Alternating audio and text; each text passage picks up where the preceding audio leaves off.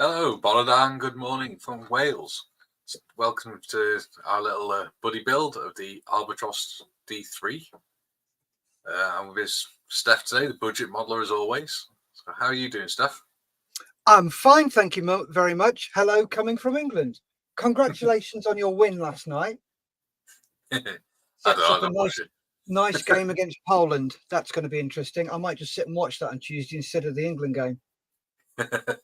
Everyone's supposed to Welsh over the English. No. Except in the English. Not a hope. I'm a bit miffed about what they've done. Oh, yeah. They've changed the England badge on the back of the collar. Oh, yeah, I saw that. Yeah. The George flag. That's not fair. No. That's wrong, our country's flag. You don't mess with the flag of your country. No. It's like somebody coming along and changing the flag of Wales or Scotland or Ireland. Yeah. There'd be absolute uproar. Yeah. You lot would go mental if somebody said that. Yeah, nobody touches our dragon. Our dragon's awesome. It is. I'd love a flag, but then again, it'd be hijacked. Like everything else that English has been hijacked. Yeah, it'd end up being a unicorn or something. Okay, anyway, we'll not go there. Sorry about that. I just had a bit of a chunter this morning. How are you, Mikey? I'm all right, mate. Just a bit tired because I've been taking things apart and getting all mechanical and ended up with this. Hey, you're a mech. Deal with it. Yeah, well, that was fun. So, yeah. So, what have you been up to this week? This week, fanning around, doing bits and pieces, doing the Agora Zero, which is coming along nicely. Yep. There's a couple of bits I would change. Just because the right fiddly bloody things to do, and they're a nightmare to get right. But apart from that, yeah, loving it. The prop looks gorgeous when it's spinning. Yeah. Can you show it on camera? Yes. Yeah. Did it the start of the last episode. And I've nearly finished the cockpit. I'll show you where I am on this thing. Yeah. So let me just flip cameras. We'll put you on to the big screen. Cool. Thank you. There we go. So engine bay. Yeah. Is done. Nice. The fuel tank and the ammo boxes are done. They just need weathering. Excellent. The chair needs its cushion. Yeah. And it needs its bod in there. Oh, very good. So that's a PJ Productions German pilot World War One. So it's that one, but it's that one there that I'm doing. Yeah. With the goggles up. So it'll be landed and it'll be in. So that's the one I'm doing. Yeah. So he'll be in there. I have to fiddle about with everything. Got to finish off the engine. So just got to do these and then get that fitted and then do some touch-ups on the pipe work where I've bent it all and knackered it and just needs redoing really. So that will go on there like so. So that'll be like that. Nice. And I'm just going to be sort of gluing wheels together, getting them ready for priming and painting and cleaning down the guns and just general sort of fanning around like that. Yeah. So that's what I'm going to be doing today. So if I can get them all ready and prepped, I'll do a bit of priming. And then I'll spray the figure with a zenithal highlight. That'll give me all the highlights and the lowlights and the midtones where they've got to go. Yeah. And just generally faff around with it today. I believe I may even get to actually where are we drilling some holes in the wings. Ah, yeah. And getting those ready for putting my little pins in. Because what I do is I drill all the way through. Yeah. So go all the way through. And then that gives me a really good secure locating. And then cut it flush on the opposite side. And then just very gently knock it back. Because on this, it's got some really lovely texture on the wings. Yeah. So, yeah, that is what he's going to be doing today. Excellent. I believe you got something coming for the build. A special delivery. I have. If I can stretch it out this week and next week, hopefully it'll be here, but we may have to postpone for a week or so. Yeah. Because I'm waiting for the upgrade pack from Quinta Studios for this. Nice. Oh, it's amazing. If you have a look in the description, I've put a link in there to it. Yeah. So it just means taking some bits off here and doing bits and pieces. It's like that bit there on the comes off. Yeah. And we just clean it all up and put a new one on there. And yeah, I'm looking forward to it coming because it's got all the dials and everything for the cockpit, everything that goes on a cockpit wall. So I can't do anything to the cockpit until I've actually got that. Yeah. So it's just waiting for that to rock up, and then I can play silly buggers with it. Woohoo! Yeah. So that's where I am. Yeah. So yeah. What do you want to do? Comments first, or do you want to go through what you're up to? We'll go through comments. So first of all, we got our friend Mr. Marley. Hey up. Hey up, John. How's life in Oz? And then we've got Duke Wellington. Good day from Oz again. Hope you guys are all okay. Morning, Duke. Morning, Duke. And we've got Chatterbout Productions, which is Martin Moyse, which is our local M4H volunteer. Hey up, Martin. Aye. We're mental anyway. Morning both. Good morning, Martin, and good morning, Diane, because I'm assuming she's with you. Hey up, Martin. Making models. Gents, just popped in to say a quick hello, just off nights and off to bed. Oh, hey hello, mate. Hey Thanks for popping in. That's Carl. Yeah. Thanks for popping in, dude. Yep. Jim Altercott. Good morning from Chicago. Morning, Jim. Morning. Typical late March weather, snow flurries and cold. Ooh, mate, yep. Hello from Tiff. Hello, Tiff. Hello, Tiff. Welcome back. Mr. Skelly. Good morning, fellows. Are we all well? I am. Yep. Oh, well, thank you very much. Jim Albatross. Pardon me, but I can't help but think of that every time I see or hear the word. Oh, you're not the only one. Albatross, get your fresh albatross. Dominique Koku. Morning, Steph and Mike. Morning, Dominique. And Martin says, no, she's with her mum. I've got a day off. Oh, yeah, I forgot about that. Oh, dear. The cat's away. Yep. The mouse is going to play. Yeah.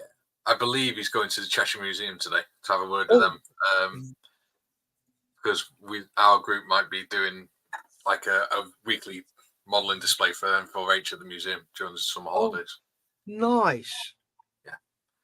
Because they want to do an exhibition of scale modelling. So they want M4H to be involved. Oh, that's brilliant. Yeah. Excellent. Yeah, so that's the comments for now. Hopefully there'll be more. I'm sure there will be. I'm sure there will be. So then, Mikey, down to you. Down to me. Okay, so what have I been up to? Well, this week I have been It's still in bits because I've not finished it, but I've been making. Oh shit! The Deltic train. It's still in bits, so I'm making a YouTube video about building that, which will be on my channel in the next few days. I've also been making an Irvin Rommel 1/16. So I've done the black primer for that because I fancy doing a bit of larger scale figure painting than normal. Last week we did fuel tank and there we go, the fuel tank and the ammo boxes. So if I focus, I'm like a kid with ADHD today. There we go. That helped, except when you put the wrong one on. But there you go. Well, that's done. So today I'm going to be working on getting the wings ready and putting the ailerons on and things like that. it's looking really good, mate. Thank you. I appreciate it.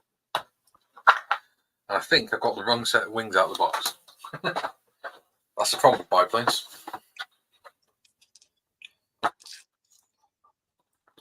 The top wing has got the radiator on it. Yeah.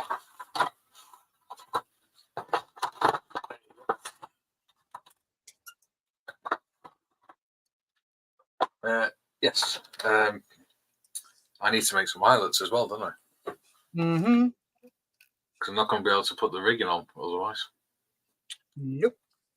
So yeah, today I'm working on wings, and I may also paint the inside of the cockpit because the next stage apparently is putting the cockpit and the engine and all that and the fuselage together. So I might paint the cockpit just to slow me down a little bit. So yeah, that's me. So just go as you want to go. Yeah, build to your speed.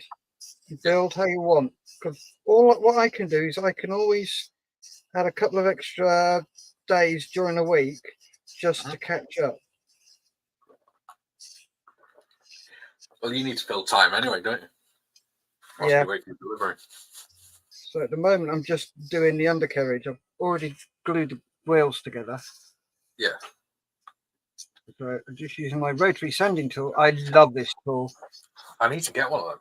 I've got a Dremel, but it's way too powerful. Yeah. This, what I've done, this is 12 volt.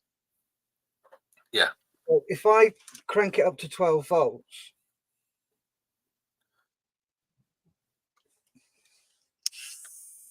that's still way too fast. Yeah. So what I've got is I bought myself a variable. Come on, out, yeah. Can I get it in view without ripping everything out? I bought myself one of those, a variable pack, so I can change the voltage. Yeah. And then I just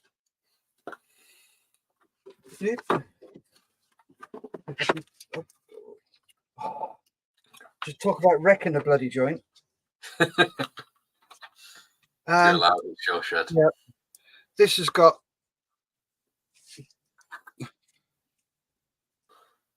I found the right adapter. Cut it in to this. Yeah.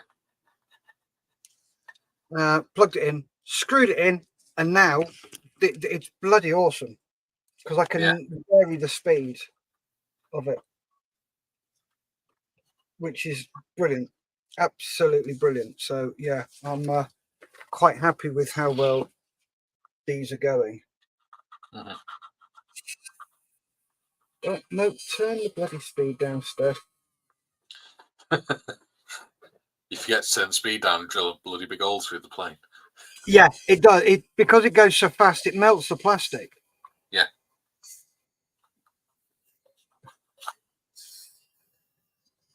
But when I bought it, I bought. Let me show you what I got.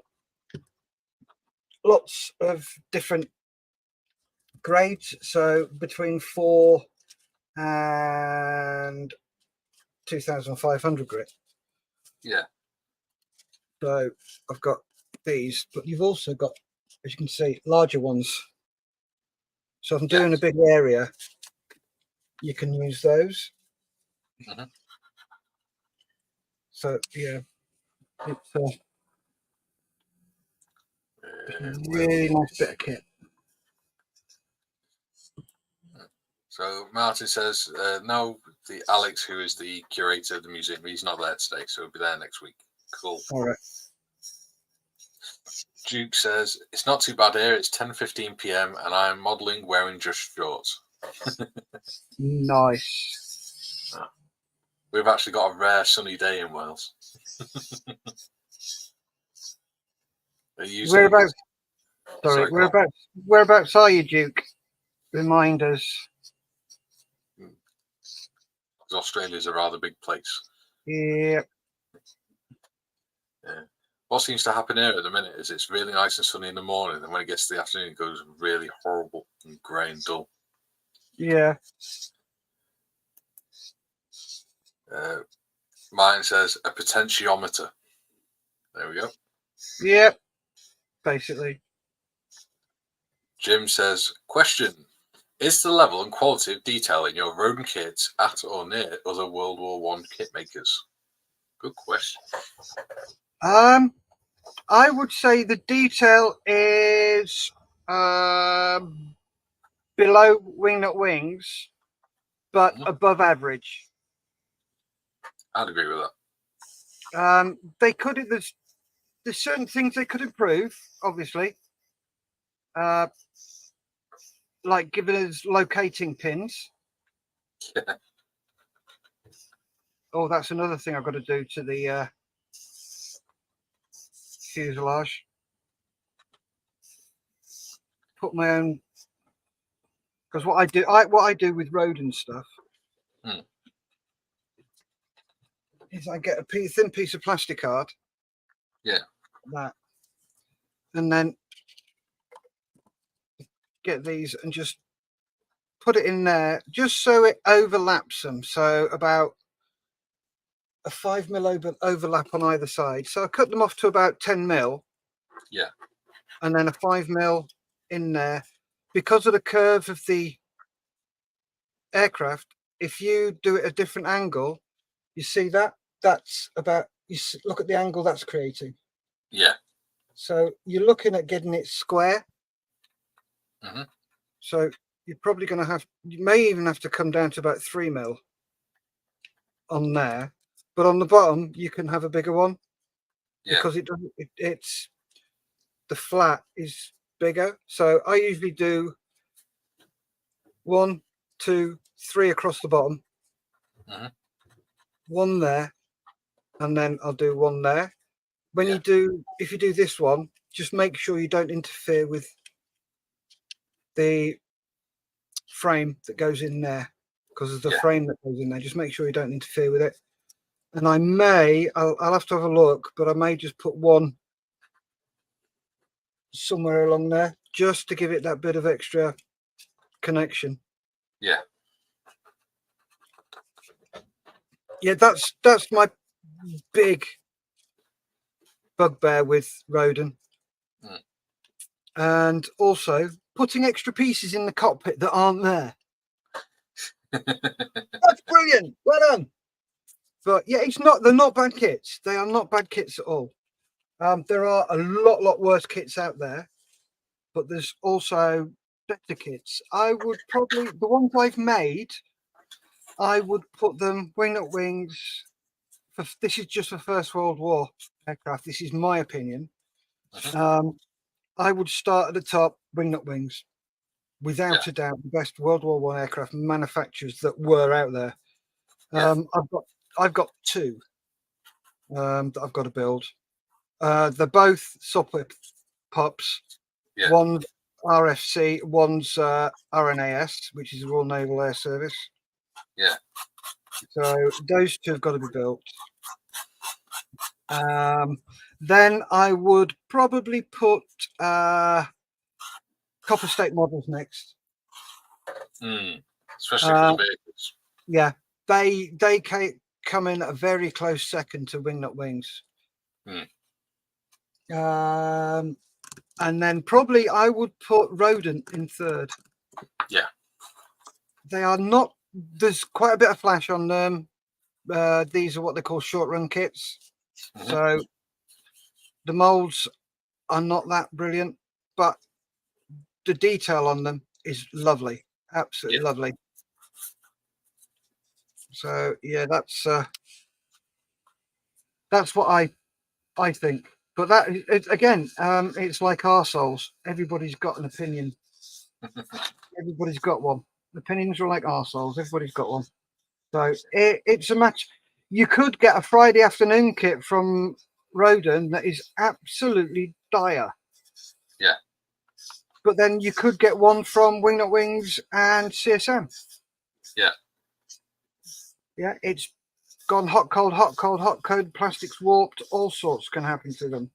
Yeah. So, yeah, it's about your experience with that kit. But I've got about 3 or 4 Rodin ones. I've got an SE5A that I want to build. Ooh, I've got an SE5A. What, in 1/32? I couldn't tell you, to be honest, without going around a look. I think it's the Revel one. All right, yeah. I'm looking forward to making that. I never look forward to making Revel. I've got a love-hate relation to it with them. I just love to hate them. And that stems from the Tornado. Yeah. The molds on that have got that worn. The new kit I bought a kit, the 1/32 Gulf War one, and all the detailing on the underside of the front section has gone. No. There's absolutely no detail on it whatsoever, and I'm like, that was. So hence the reason why I'm saving my pennies up for the Italeri 1/32 Tonka. Yeah, can't blame me, to be honest. By the sound of it. Oh, the Italeri one looks gorgeous. What about you, Michael? What's your experiences? Well, this is the first Rodin kit I've built, but I wouldn't mind making more. I've never built I would love to build a Copper State model World War I vehicle. It's sort of like my sort of dream kits that if I ever have enough money. My favourite model manufacturers, though, are ICM and World War I stuff. Yeah. I've never built ICM. I've built ICM, but I've never done World War I stuff.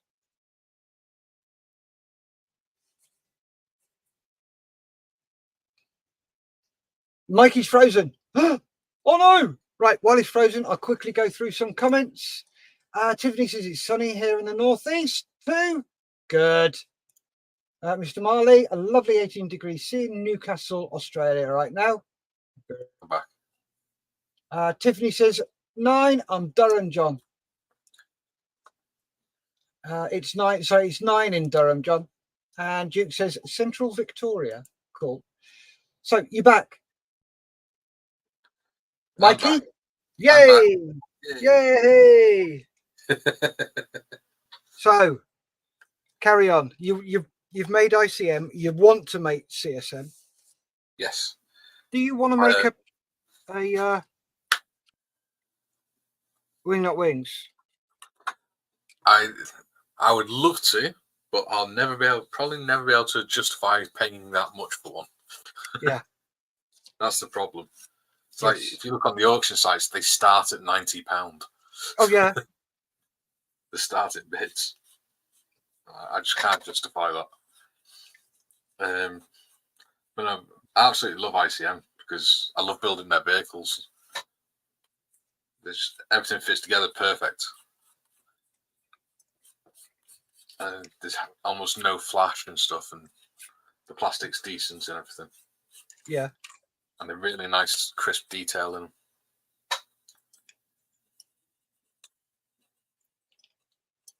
I can't remember whether it's ICM or Mini Art that really, I think it's Mini Art, and it really, really pisses me off. They don't have numbers on the sprues. Yeah. And I'm like, what the hell is that about?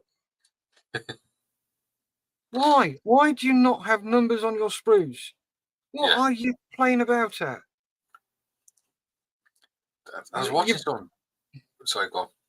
You've got to keep flicking backwards and forwards in the manual to find out which part goes where and this and that. And it's just like, infuriating. Sorry, what were you going to say, Mikey? I was going to say I was watching, I can't remember who it was, but I was watching someone doing a build the other week, and they had the same problem. None of the sprues had numbers on. So what they had to do was get some masking tape and write the letter for each frame on it so they could find it easily. Yeah. What you'll find with ICM, with things like that, in the front of the instructions, you've got a list of what's on the sprues. So you have to keep flicking backwards and forwards, backwards and forwards, backwards. It's just totally infuriating. Yeah.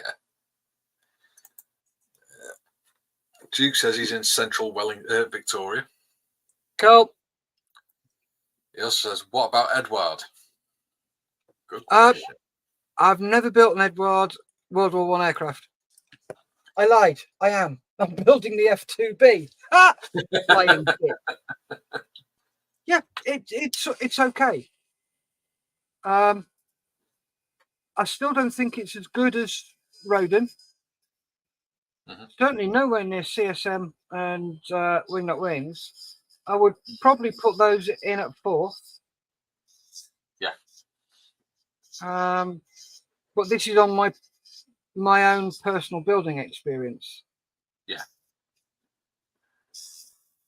I have got an Edward somewhere. So I think what I've done with it. I can see my stash from where I'm sitting.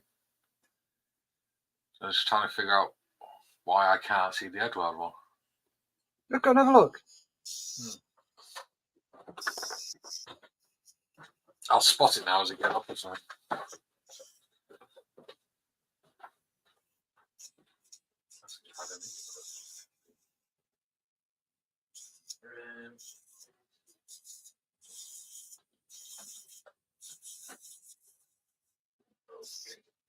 Where's that gone?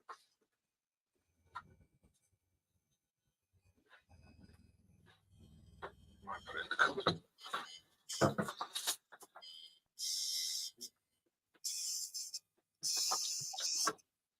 It's there somewhere.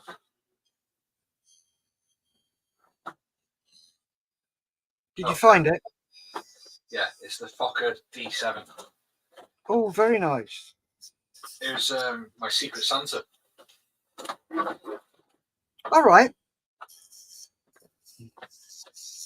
What scale? That one, 148. Oh, nice. I'm liking a red, but then yeah, I do like a red aeroplane. Yeah. On my Alvin red is painted it.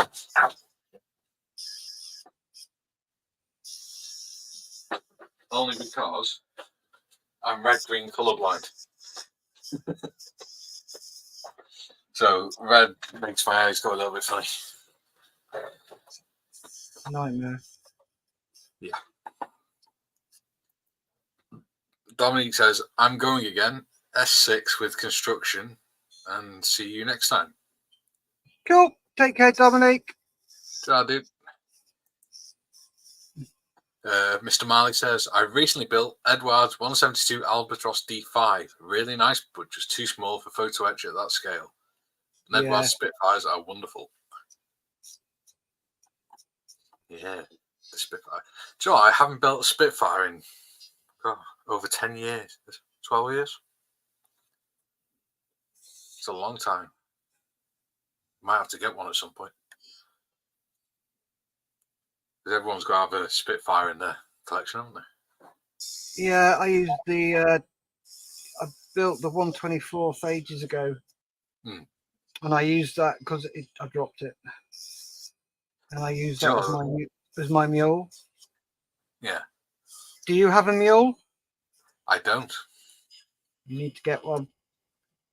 But somebody else in the Discord group, they tried to put their 124 Spitfire up on the ceiling, and when they turned round, it fell off and smashed. Ow. Yeah. And it's their pride and joy.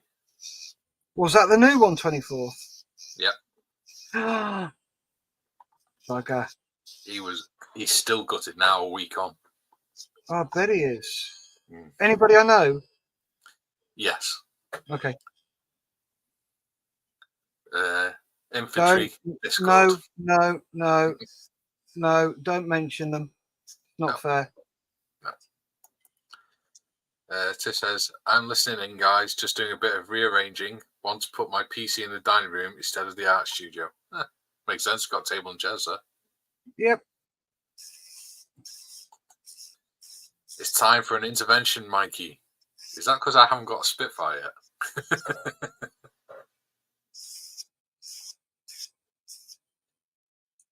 I used to have.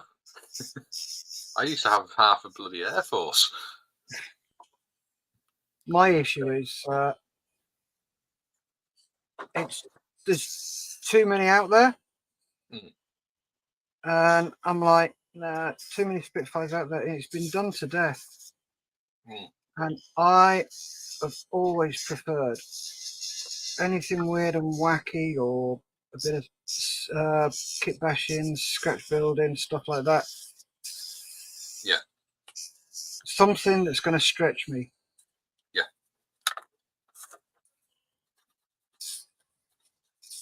It's like I was saying the other day to someone that I love Airfix, but they've become a sort of a one-trick pony. You can pretty much predict what they're going to release each year. Okay, what they're going to release this year? What's their next release this year? I don't know what the next release is, but they're going to release a Spitfire at some point. No, they're not. The reason for that is because their Spitfires are so good. Yeah. That is why they get talked about so much. Yeah.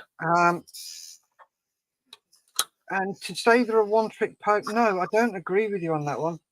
Yeah. Look at the Gannet.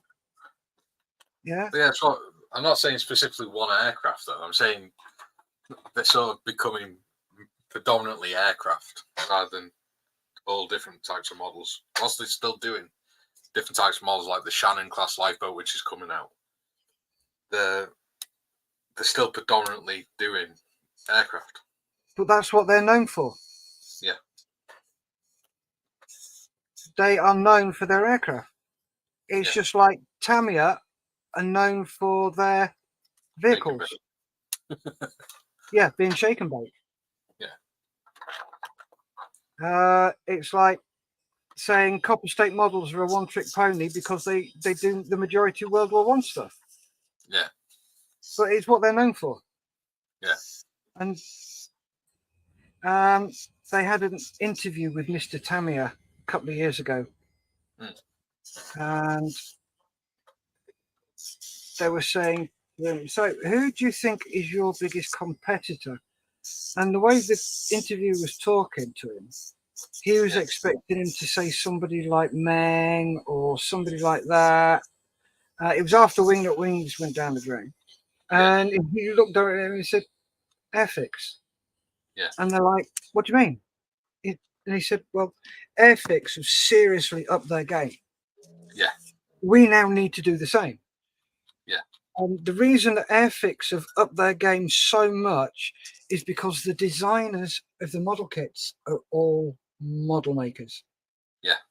They employ model makers to design their kits. Yeah. And because of that, they have now become so much more user friendly. Yeah. Or maker friendly. Yeah. So yeah, that's it's always good. Oh, definitely. Right. Oh, do you want to go through some comments? Yeah. Wingnut wings are being sold here in different marketplaces online for over 400 Aussie dollars, about £200. Yep. Stupid money. Moly. Yeah, I was at one show, and one of the guys selling kits offered me a Wingnut Wings kit for 130 quid that had been started. And I'm like, no. I said, I'll give you 50 quid for it. It started. Oh, no, I can't do that much. Then, no. No, I'm it's not. like... Sorry, go on. No, go. I was going to say, it's like Accurate Armour, isn't it? Oh, don't. I'm not a fan of Accurate Armour. It's more like inaccurate armour.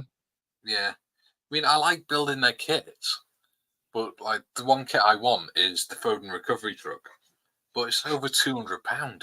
Yeah. I can't remember who it is, but somebody does the resin 1/32 scale, or is it 1/35? One of the two. Bloodhound missile on its stand. Nearly 200 quid. Yeah. I can't afford that. I'd love that. No. But anyway, let's crack on. That's for people with more money than sense. Yeah. People will pay it, mate. People will pay it. That's the problem. Mr. Skelly says, even when I was building planes as a kid, I never built a Spitfire. That's sacrilegious. How can you say that to a plane builder? I've only ever built one Spitfire. Yeah. Mm. The first model I ever built was with my dad when I was about 7 years old, just after him and my mum got divorced. And he bought a model kit for me and him to do as sort of like a bonding activity over the weekend at my nan and granddad's. And he bought the B-17G. Yeah. And I was in a modelling shop the other day and I found one for 20 quid. Did you get it? I did. A 172 one. Nice. Yeah. So that's a little bit of a like proper emotion piece for me. Mm. I'm going to take my time over. John Marley said, yep. Yeah, the intervention is about me not having a Spitfire. I was wondering what the hell he was on about that. Jim says, the next Spitfire I'll build is the Aussie version of the Edward Mark 5C. Ooh. Nice. Skelly says, whilst I agree with your view on Airfix, Mikey, they do need to make money and they do have a large fan base. Very, very true. Yeah. They found what works for them, so they might as well stick with it. I wouldn't mind a crack at the 148 Swordfish that's just come out. I've just built the 172nd. I'm trying to think. It's the one that an Airfix one that I would like to build.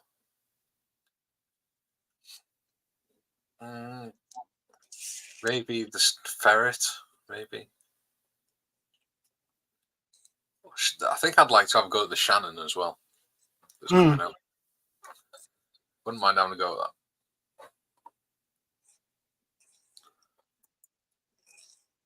that. Airfix Jim says, Airfix have proven to provide quality, accurate kits that build well. There we go. Yep. And John Marley says, don't make me come over there. You'd be more than welcome, John.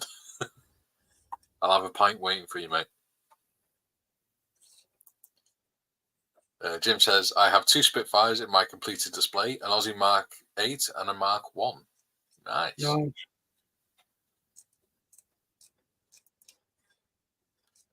John says, oh, the Airfix 148 Bristol Bulldog will be on the bench this year. Excellent. That'll be on your new bench, will it, John? Yep.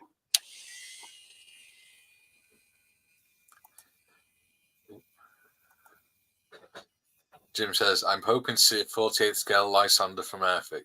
Ah. Well, the next one is a Bolton Paul Defiant in 148, apparently. Yeah.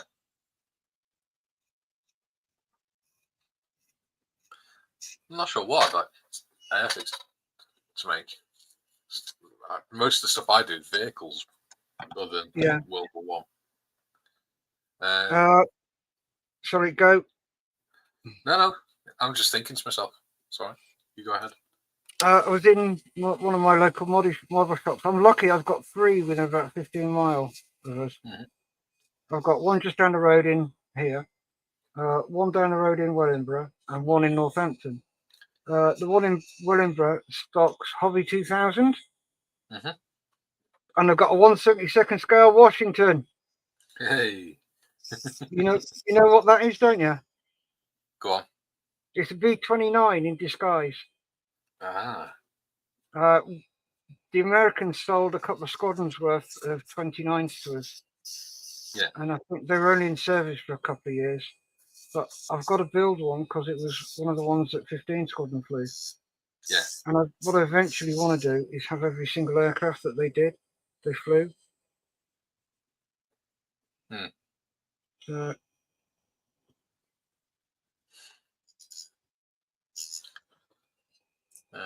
I think I'd like to see. I mean, Airfix don't do much in the way of World War One tanks anymore, but I'd love to see him make the Mark 8 International from the First World War. Right. There's no, I think there's only one company that's made it, but it's actually a really interesting tank to look at. It had like, you know how you got the cupola on top of the Mark 4 and the 2 on the Mark 5? No, I don't, because I'm not up to speed on World War One tanks. Okay, so on the front, if you look at the front of a World War One tank, you got the big box on top at the front. Right. Are we talking about the male and female? Both. Yeah. Right. Got you. So the first tanks. Yeah. Pretty much. Yeah. Yeah. So they had the big box on front, didn't they, with the slits in to look out of. Well, on the Mark 8, they have a big one in the middle, and then it's got another little one on top of that. Right. So it's like a little. So the idea was they could reach through and unhitch the unditching beams and stuff like that, and they had firing slots in it and things, and it had more weapons on it and stuff. Yeah. Here you go. Here's one for you then. Convert one. Yeah. All you need is some sprue, some styrene sheet. Yeah. Gotta have a go at it.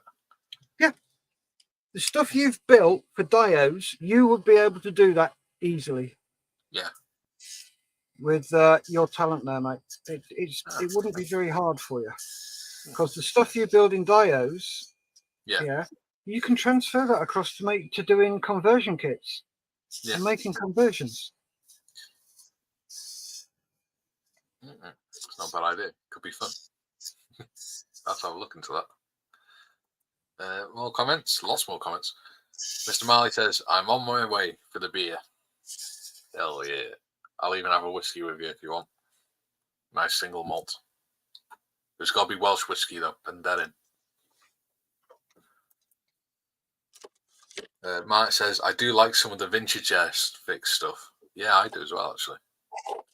What was I making? Oh, I made the vintage Mark 1 tank, World War 1 Mark 1 tank. You know, the little trolley on the back. Oh, yeah. I made that the other week, and nice. I made a little, like a dio base, so it looks like it's coming over the top of the trench. Oh, yeah. And I did the Semaphore on it. I was looking at it, I was like, you know what? I don't know whether I want to paint it because I really like the way it looks. Because it looks like an old black and white photo and it looks quite moody.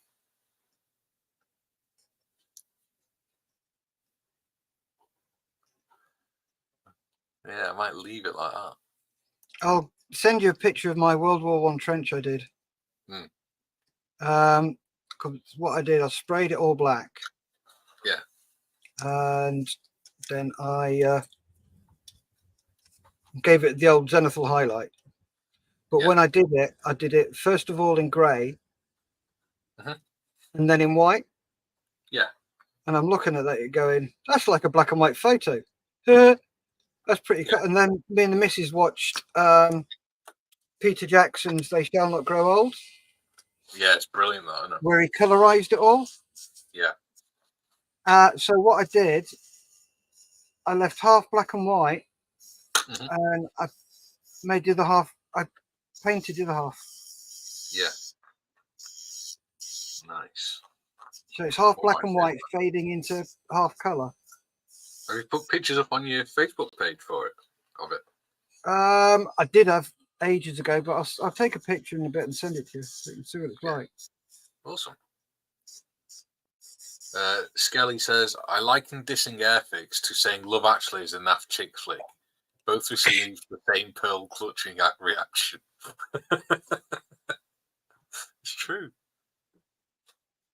And that's why I do it. It's entertaining. Gary T says, hello, guys. Hi, Gary. You all right, Gary? I hope you're well. Thanks for following my page as well, Gary, and all the likes and comments you've been putting on. Really appreciate it, dude. And I'll get in touch with you. If you could drop me a line on there, we'll sort out when we're going to do this live buddy build for the Whippet. Well, I'll do it live. You do it along with me. Jim says, glad to see more British support vehicles, trucks, cars from both World War I and World War II offered by kit makers. Oh, God, yes. Especially World War One. There's ICM are knocking out some crackers on that front lately. Yeah, they are, aren't they? Yeah. Yeah. I did a few months ago, I did the FWD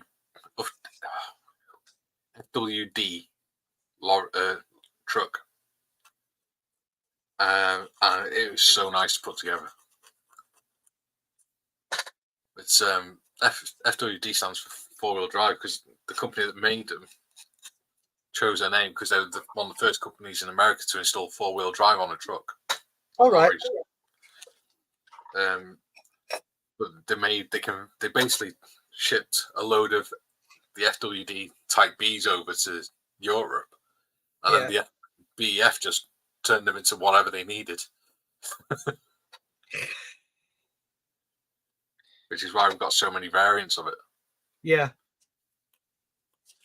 And ICM are just doing brilliant with it. My personal opinion. And I stick to it.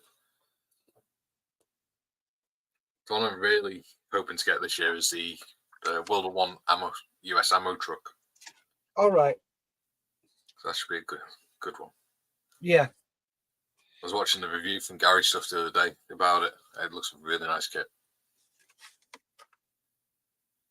There's also a really good book on the topic that you might like, Jim. It's called On the Road to Victory. It's all about World War I logistics and how the vehicles in the British Expeditionary Forces and things were organised and how it impacted the vehicles that are manufactured today all over the world. All right. That sounds interesting. Yeah, yes. There's before the First World War, because the government realised that there's going to be a war at some point in the near future. Yeah. They also wanted to get the sort of horse and cart buses off the streets of London. Mm-hmm. So what they did is they said to companies, if you buy a motor bus, then we will subsidise it for you on the condition that if war breaks out, you hand it over to us. Yeah. For the duration of the war. And then they said to the vehicle manufacturers, because we're making this deal, we need it so that no matter how tired a soldier is, they can jump in any of the vehicles and drive it without having to worry about the pedals. So we want all the pedals to be in a standardized order. So that's why the pedals in the car are the way they are now. Yeah. It's a really interesting book. Definitely one I recommend. Cool.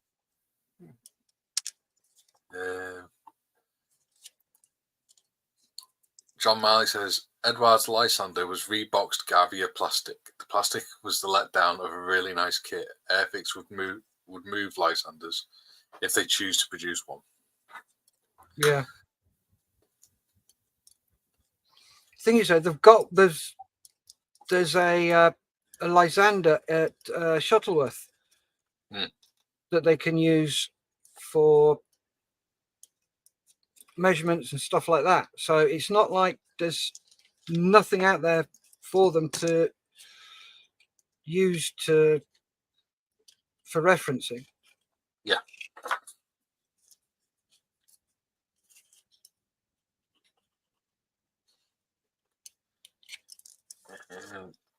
Jim says, good morning, Gary.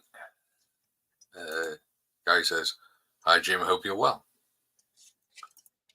Jim living the dream. John Marley, Gary! Marty says, whip it, you kinky bugger. Whip it real good. Dun, dun, dun, dun.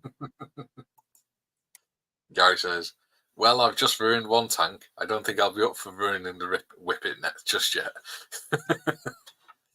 If you build it along, you'll think more about what you're doing, and you can always message me on the chat and we can discuss it as we're going along then.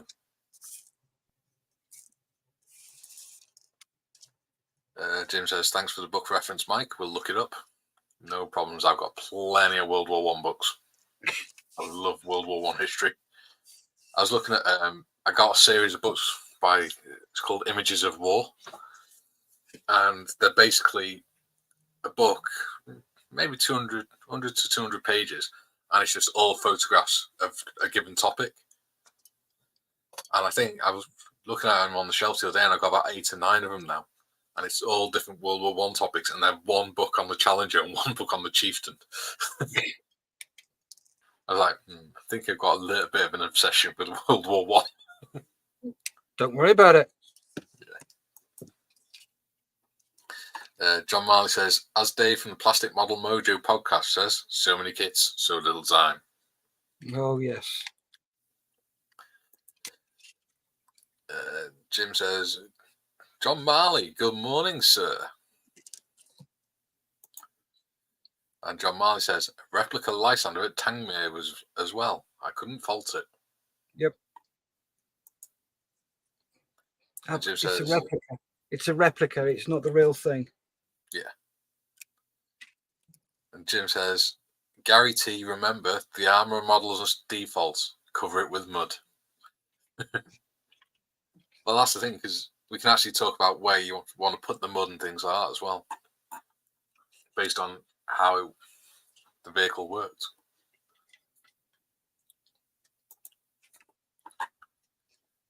If you wanted to, Gary, you could always come on a live like this with me, like me and Steph are doing, and just not have a camera on, so you can talk as you're doing it. It's entirely up to you.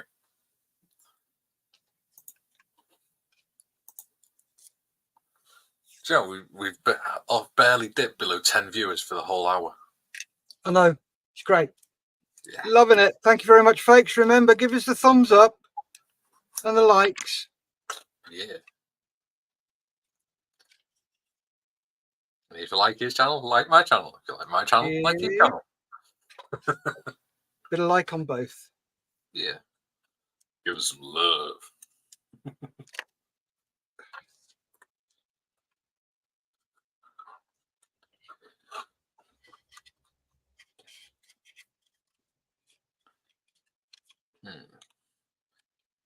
Would the flaps have been resting when it was at rest? Would the ailerons just be resting down? They wouldn't, would they? Because they balance each other out. No, it all depends what they're doing in the cockpit. So you'll probably find that sometimes they were actually in different positions. I never ever, when I build a aircraft, have the ailerons, rudder, or elevators in a neutral position. Yeah. The rudder you can have left or right, doesn't matter. Yeah. Just depends on which way you lean. The elevators at the back, I would always have them dropped. Yeah. Because when a pilot gets out, he usually pushes the stick forward out the way. Yeah. And jumps in. If you're having the aircraft and then the ailerons, if you have it joystick push forward to the left, which way to Spitfire? So for a Spitfire, the pilot gets out the left, so push it forward and right. Yeah. So you'd have the right aileron up and the left aileron down. Pushes it. Yep. So he's turning right. So if it's in the front right position, you'd have the right hand aileron up because as the wind hits, it pushes the wing down, which boom, does that. And then the opposite one would be the opposite way. So it just depends how they get out the. If you think about, okay, how would the pilot get out of this aircraft when he gets out, and which way, where would he put the stick? Yeah.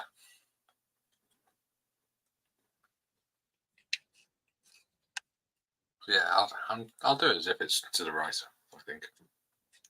Not all the way to the right, just slightly to the right. Yeah. Just to create a bit of interest. Mm-hmm. That's all it does. It just stops it being boring. Yeah. So if you look at the way it fixes onto this wing, if I put it on the big screen, like with the cinemas, right? So would you just run glue along the length of it, or would you just put it on little spots on the connections? Or what I would do initially is use super glue. Okay. Use a bit of super glue on the initial spots where, so the connectors where it connects in and stuff like that. So I'd do that. These little lugs in. Yep. So I would use that as my main anchoring points using a bit of super glue. And once that's gone off, then I would put some plastic glue in there just to give it a bit more of a bond. Yeah. Because at least if you pop the super glue in and do it that way, you can handle it and you can do things to it and stuff like that.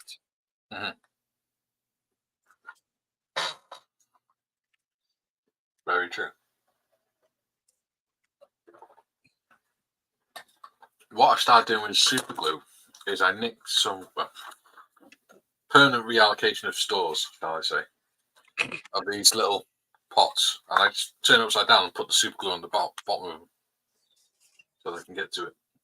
You're miles behind me. I've been doing that for years. You're nicking them from McDonald's. Yeah.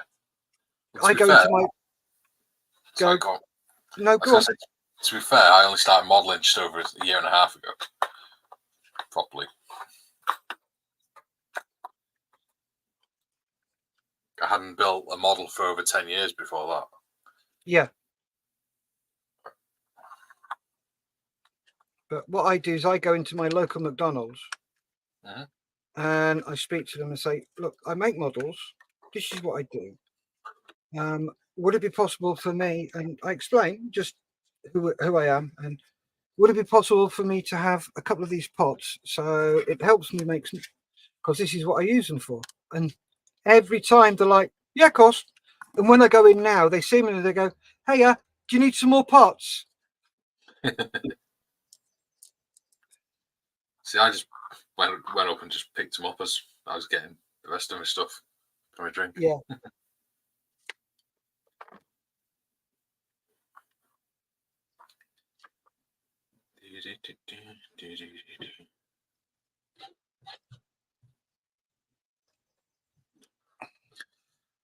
Got some more comments.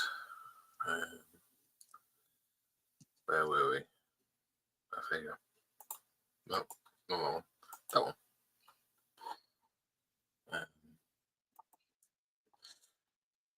Mark Broadwith says, can't beat a bit of drop tailor on. Drooped. He's put dropped. Yeah, it should be droop tailor on. Bit of droopage. That's what she said. Jim says, I think Flying Circus Models recently made the Rodin Albatross. Ooh. Yes, he did. Yes, I've watched that. He's one of my favourite YouTubers. Yeah, I'd love to do a buddy build with him. I've asked, but didn't get a response. But hang on. Jim says, miles behind. That was my nickname when I was in a cycling team. Oh, this is really frustrating. What's that? This undercarriage, number 15. Yeah. They say, build it. Yeah. It's like something like this. A jig would be awesome. So all I've done is just tape the fuselage together. Yeah. But what I might do is just put a little dab of super glue on there, just so I can glue them in place. It's like,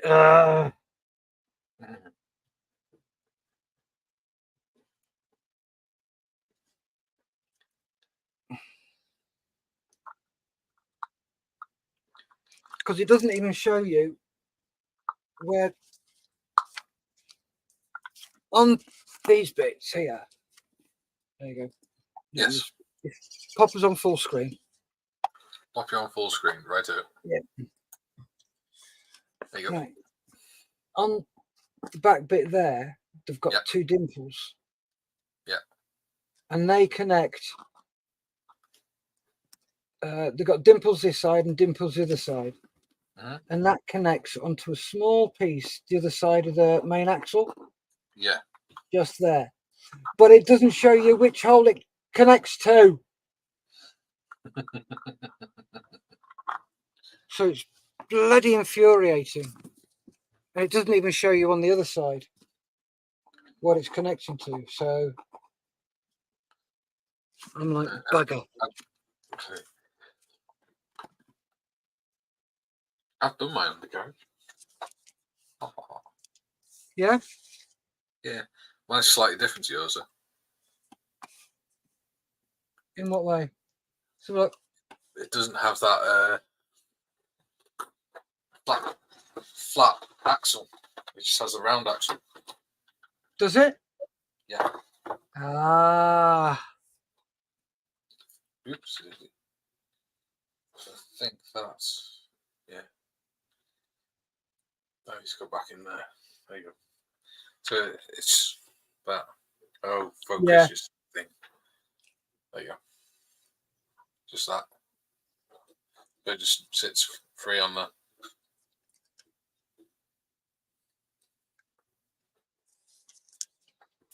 Right, I know what I'm going to do.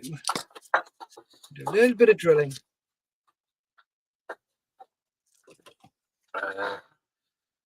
Duke says, Mikey, you should do the Meng 135 Mark 5 Mel tank. It's amazing. It has full interior. I have plans to do the interior separate. I'm 3/4 through the building of the interior. Mate, if I could afford the Meng 135 Mark 5, I would definitely get it because it's one of those kits that I've seen. I'm just like, oh, that's gorgeous. I want one. Yeah. I've seen one of my mates make it, and the detail in it is just stunning. It's even got the shells and everything in there. Yeah, Meng do some lovely kits. Captain Chaos, welcome. So, hello, Captain Chaos. If the pilot has done flight checks, the control surfaces could be any which way, but likely left in neutral, maybe. Yeah, quite possibly. What I'm doing for mine is I'm just having it resting on the ground without a piloting. Yeah, as I said, it all depends which way it gets out, especially sort of pre-jet age. Yeah. When the jets were all, they became hydraulically controlled. And there weren't so many linkages. So, yeah, it just really depends.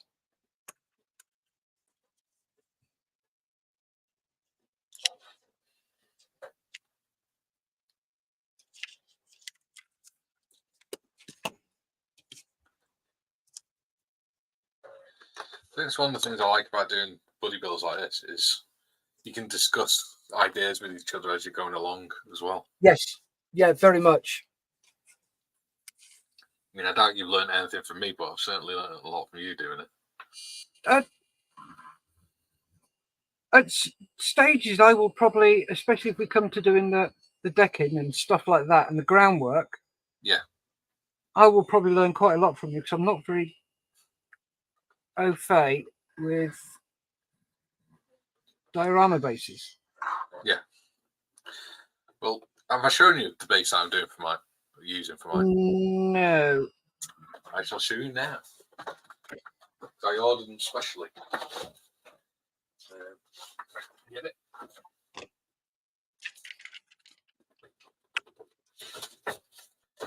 Oh, I'm using that. Oh, the log, very nice. Yeah. I'm going to put it on top of there with some grass and that on it. Yeah.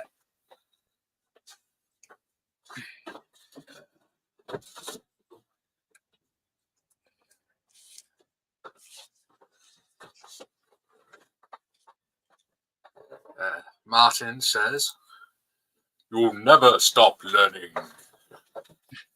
That's Nope, very we don't. true. Rarely has there been a truer statement. Yeah. Thing is, though, once you start to think you know everything, no, that's when you become arrogant. Yeah. And it's not a pretty look. That's one thing I'm not, is arrogant. I try very hard not to be. You try not to be. Yeah. Thing is, though, if somebody pisses me off, then I become arrogant. Yeah. If somebody tries to sort of be rude to me or is rude to me, I just become really arrogant with them. Yeah. And they get the arse with me. And I'm like, hey, if you don't like it, don't do it. See, I don't really rap because I've long since given up giving a shit about what people say to me. The thing is, though, this I'm to be honest with you, I'm talking about model making. Yeah. And especially if it's at a model show and somebody's picking on work on the table. Yeah. I'm like, who the hell do you think you are? Yeah. You don't come along and pick holes in my guy's work. Yeah. You don't do that. Sorry. I get really very protective of them. Yeah. I get protective of anybody's work because it's just not fair. Yeah.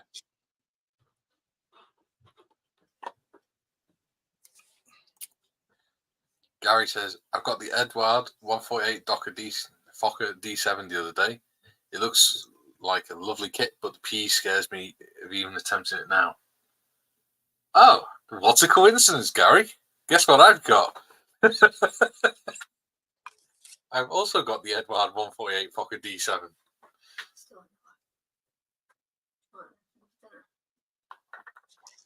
Yeah, I've also got the Fokker D7 from Edward. So sounds like we're going to have a lot of builds in common, Gary.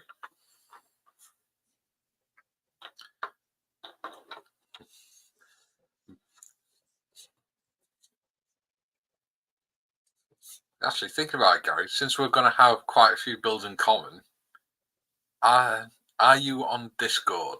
If you are, let me know on Facebook, and I will send you a link to my Discord channel so we can chat about builds and stuff.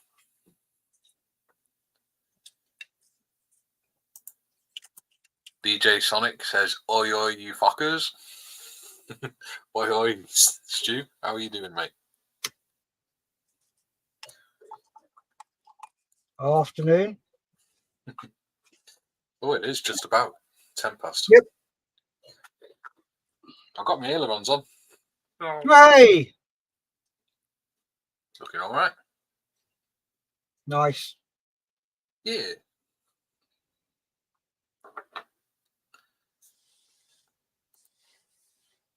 And Gary T says, awesome.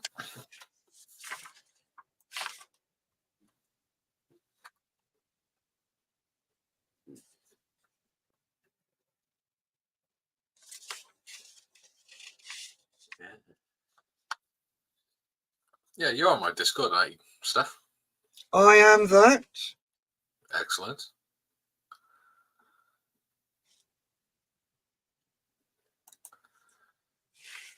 Jim Altegott says, Fokker D7 has almost no rigging. Would be a good kit to gain experience building World War I airplanes. Ooh, I didn't realise that. Yeah, that would be. Definitely. That might be my next aircraft build then. Because I've got the B-17 to do as a group build for the Discord group, which is coming up. The Friends of Mods Heroes Discord group, that is. What I found is, as I've got more confident, I've started doing more builds at the same time. Yeah. Instead of doing one at a time. Yeah. The thing is, though, with that, you've got to learn to finish those builds. Well, yeah. Which is something I am absolutely crap at. But what was the last one I finished? The dioramas. I finished all my dioramas. Yeah. I'm working on the V2 one at the minute as well, aren't I? Which is going to be cool when it's finished. John Marley says, absolutely, Jim. I was typing the same thing just now. Oh, about the rigging thing, I think. DJ Sonic. No bad Mikey, buddy. No painted day models yet. They're looking a bit plain. Ha ha! Who invited him? Bloody dad jokes. That's our job. Stop it. Oh, mate, you should see its hair. It's awesome. It's a proper mohawk. Oh, nice. Yeah, and he has it dyed blue. Cool. Jim Altegott. Fokker D7 and D8 are perhaps my two favourite World War I planes of all. Ooh, maybe I should do that as a live build then. What do you think, Jim? Do the Whippet and the Fokker. Whip it real good. Whip the little Fokker. Yeah.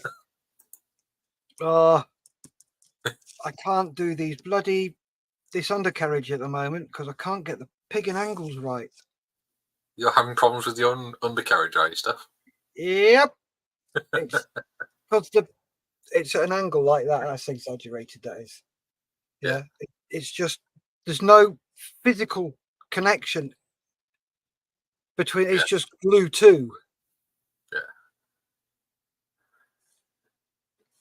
And it's like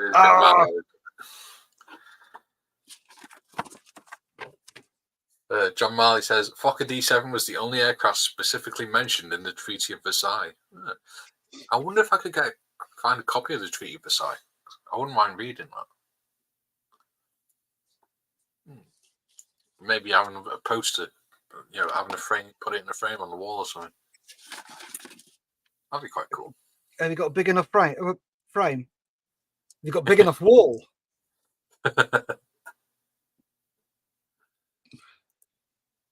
Jim says, I think that's a great idea, Mike. Would tune in for that. Awesome. Thank you, Jim. And I'll give it a go. If anyone has a Edward Fokker D7, then they're more than welcome to join me. Or could even do it as two people doing completely different builds. If you want to do that, it's not a problem. Yeah, this time you can hyper detail. Yeah, or try to. Sonic says Mohawk is bright orange. It's meant to be red, so blame Tiff. I actually like it though. It makes a nice change having a different colour. So you got a bright orange Mohawk. That's awesome. You look like the Tango Man's gone rocket.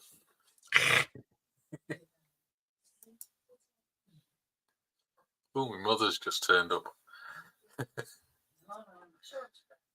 Jim says, John Marley, yes, that's right. Read that in my World War I kit instructions.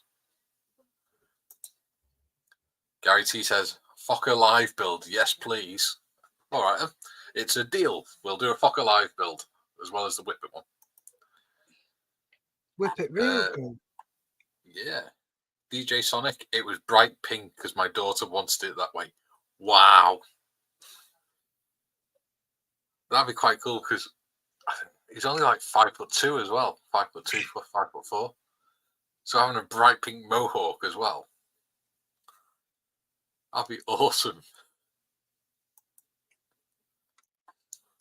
John Marley. Ooh, I read it on Wikipedia, I think. I never trust Wikipedia, John. You should know better than that. DJ Sonic says, it's now Iron Brew Orange. Nice. Well, I should hope so. He's Scottish. Yeah. So does that mean it's easy to find you in the shops? Just look for the traffic cone walking round.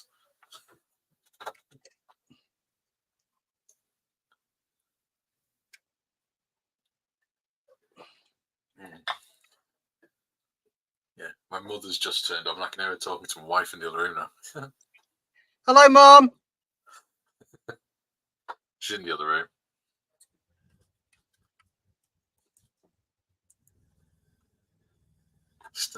DJ Sonic says 5'6", you cheeky bugger.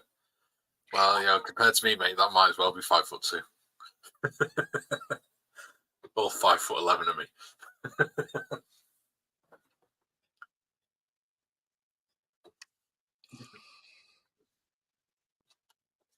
I'll go and tell my mum you said hi.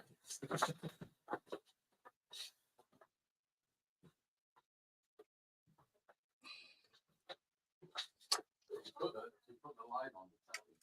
Let's just say hi, mum. Let's see you. It's on my YouTube channel. Just go on. Just go on Facebook back and get.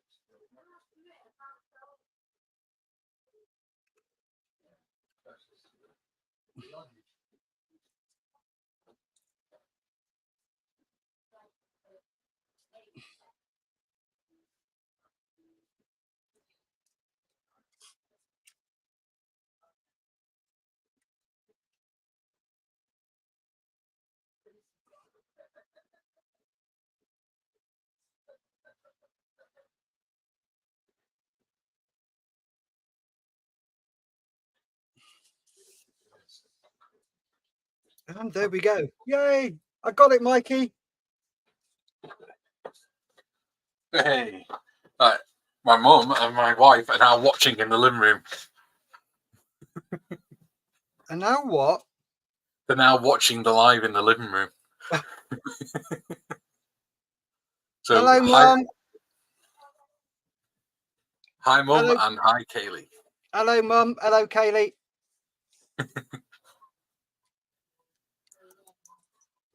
So there we go. There's that done. Excellent. Yep, that's square. It'll That be able runs to stand on its own two legs now. No, because it's not glued together or anything. Ah. It's not glued to the aircraft. What I've done is I've drilled out the holes. Yeah. And what I'll probably do is put a little bit of metal. Jesus Christ. A little bit of wire through it. So snip the nubs off there and then drill little holes in and put some wire in. Yeah. Just to give it that added bit of strength, because that is a very weak undercarriage. Yes. Totally agree with that. Yeah, I just got to leave that to dry and then I can start fanning around with it. Right, I'm just going to pop and grab a cup of tea. Do you want to do the comments when I come back? Yeah, you can do it when you come back if you want. Oh, yeah, because I do like getting involved. Yes. Which is what it's all about. Speaking of cups of tea, coffee, now that I know you're watching, dear wife of mine, my cup is a little bit empty. So if you fancy making me a coffee, that'd be much appreciated.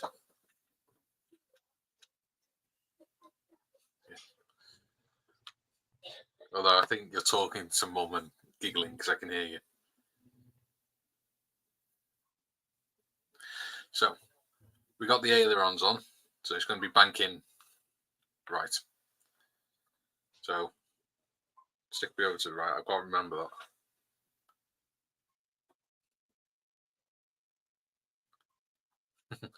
The wings are actually quite long because that's top wing, and it's going to be huge. I need to zoom out.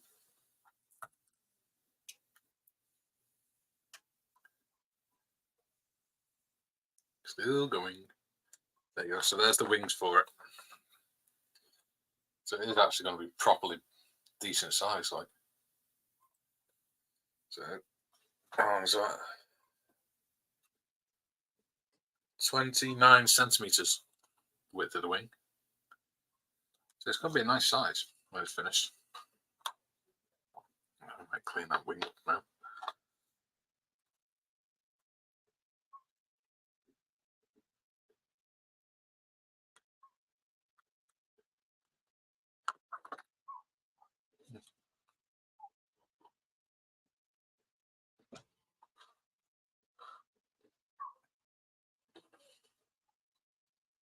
Ooh, it's got a little nick there.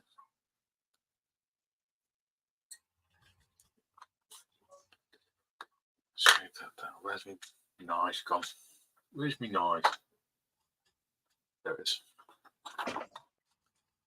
Ooh, I can hear Steph coming back. Shh. Quick, everyone stop talking.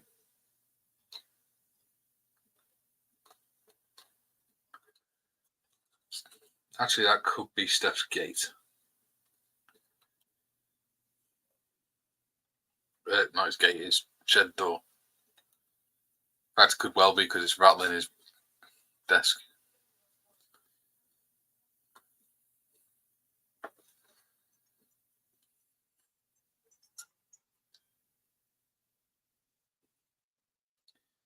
Kaylee, if you can hear me, shout hello.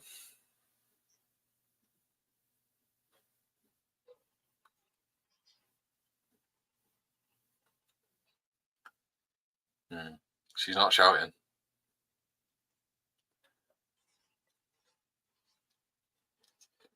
Kaylee, can you hear me, darling? Oh, there you go. She shouted hello. Hey. My coffee cup's empty, dear.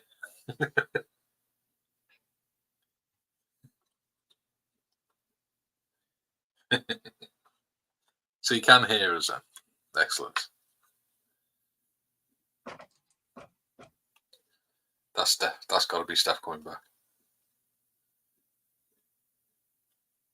It is very spooky when his shed door's rattling because you can hear him.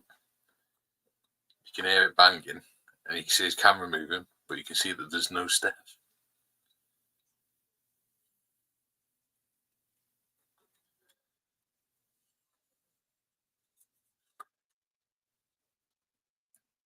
I will get to the comments in a bit when Steph comes back because, like I said, he likes to join in and interact with you.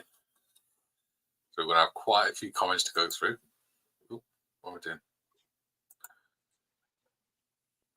There you go.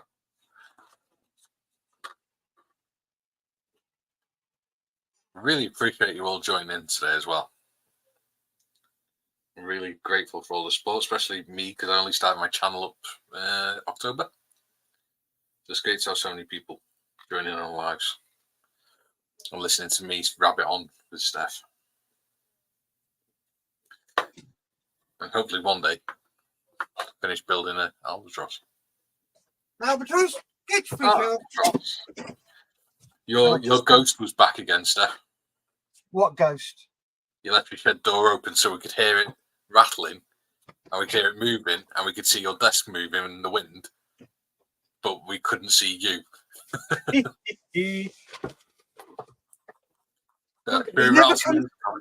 Yeah, he never comes and sees me.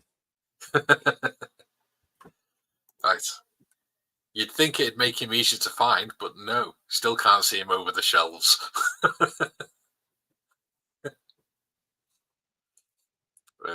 DJ Sonic, not my fault. Tiff keeps hiding all the yellow pages, so got nothing to stand on. Gary T says, get the ladies modelling too. My missus does. Yeah, my wife does as well. Only for me. Yeah. We always get them involved. Yeah. Give me a sec, and I'll. Sorry. Once we'll go through the comments. Once we've done that, I'll show Gary what my missus does. Jim says, "Now that's good telly. Hello to both the wife and mum of Mike." Hello, Gillian. I know you can hear me.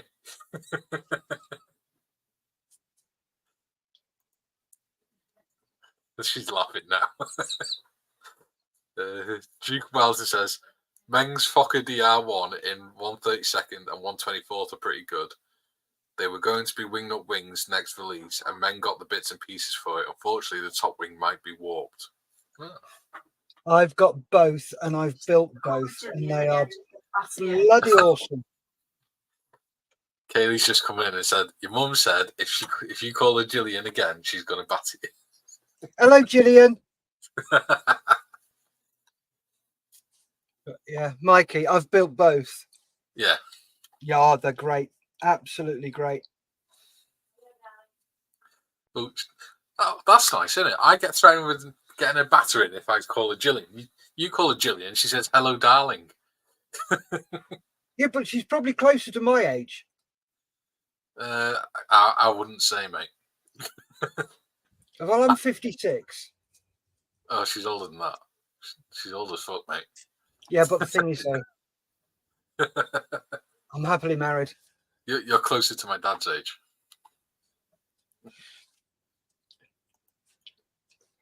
Sonic says, "Giggity." Tiff says, "For fuck's sake, Steph, all the innuendos." Oh, God, yes. What you should do, if you're watching this, you want to play innuendo bingo. DJ Sonic says, "How do you bang about with a weak undercarriage?" Answers on postcard.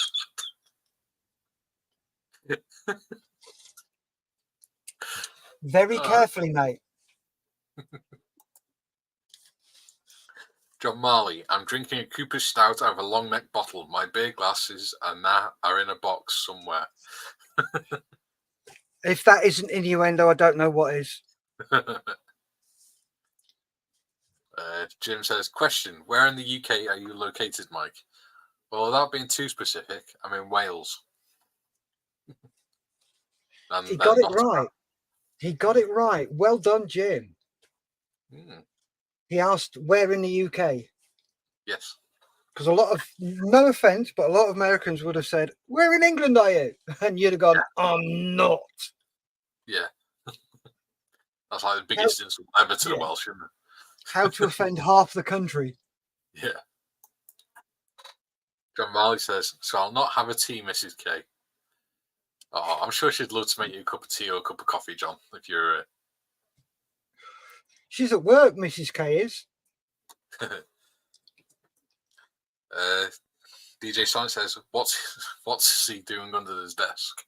Because on the camera, when you're out, your desk kept moving. Ah, right. What? That's not the desk not moving.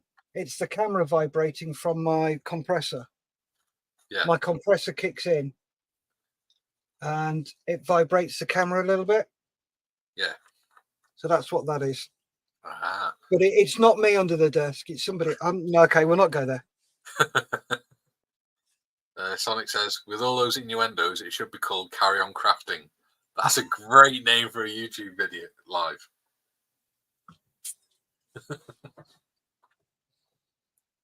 That would actually work, I think. Yeah. Jim says, "I like watching live builds. It motivates me to get to my workbench and build along with you guys." Well, you're more than welcome. Yep. If you want to join in on a live, join in, Jim. John Marley says, "Hello, Gillian." Love heart. Oh, I should love you, John. Oh, dear.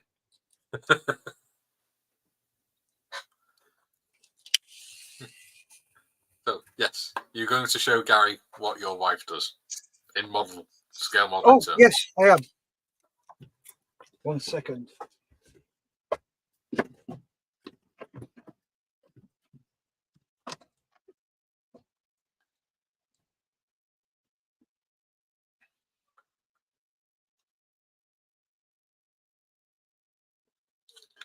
whilst you're finding them.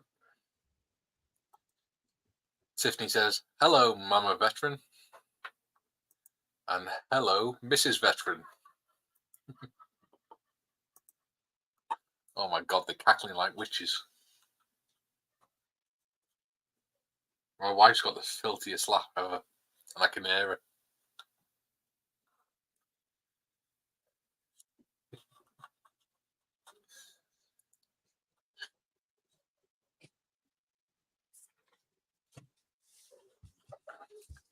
Right, here we go.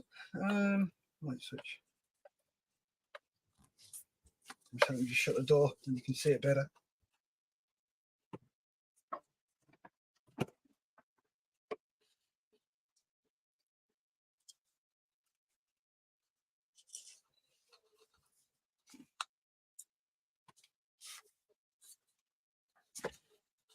Here a tad bit of room.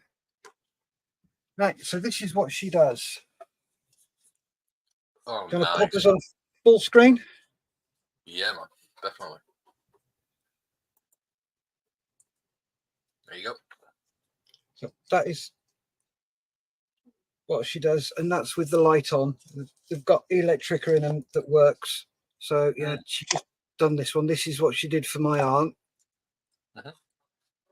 So all the doors in there open down the back there. So all those doors open and everything. So door works.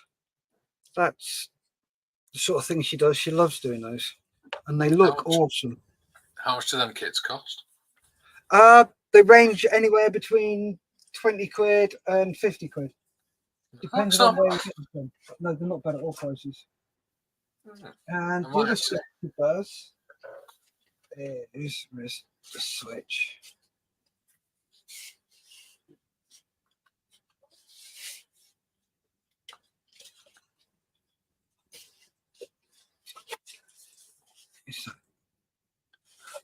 Book nooks.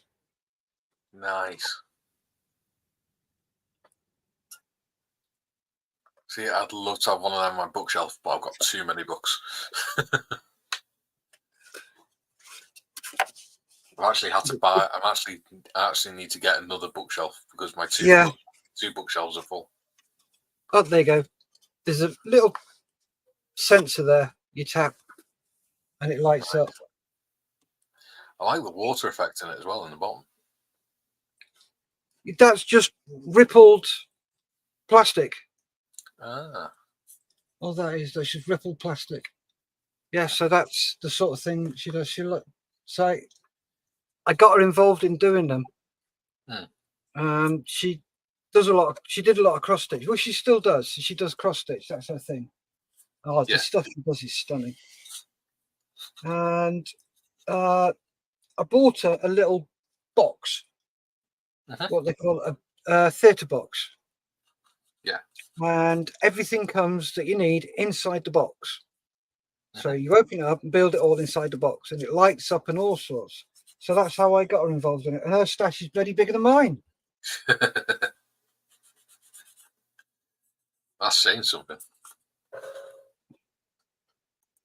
Yep. Cool. So yeah, that's what the missus does. Excellent. Well, we've got a few comments. Yep, and I will explain something in a sec once you've gone through the comments. Yeah, Tiff said hello to my mum and Kay. And DJ Sonic said Tiff's got a filthy laugh as well. Oh, mate. Kay was just laughing and it was like a witch's cackle. It was proper filthy. Gary said, wow, that's so cool to Lisa's work. Yep, thank you. Jim said, seeing that scenery makes me crave some pastries to go with my coffee. Oh, yeah. Uh-oh. The wife's here. Uh-oh. Oh, no. I'm getting struck. Help. A buzz. You carry on, mister, taking the piss out of my laughing. You Spousal abuse. Crackle witch. Spousal abuse. Can I have a coffee? No, you can't. Make it your bloody self. Oh, if we're not careful, this is going to go viral. Scale modeler gets abused by wife. Jim says, "Oh yeah, I've read that out." Mr. Giles says they're both laughing in there now. Malcolm Charles, the chairman of M4H and the Grand Fromage, says, "Hi both. Down to 6 emails in my inbox. I deserve a break to watch you boys for 5 minutes. Albatross." Good fresh albatross. Good Good afternoon, afternoon, boss.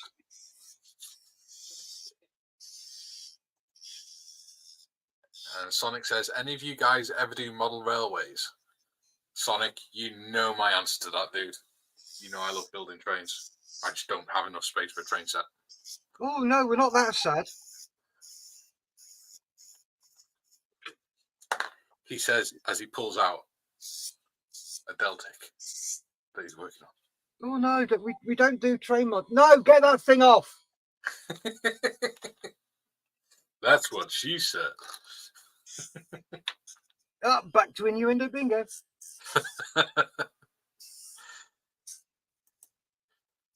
Gary says, "You know, these streams bring me such joy. Thank you both so much. I love it." Oh, mate, you're welcome. You're very welcome.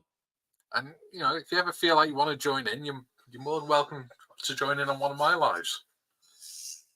You don't have to go on camera. You could do like this, or you could just talk on the microphone. You're more than welcome, buddy. You can join in the Discord group. We've got Friends of Models for Heroes. Yeah.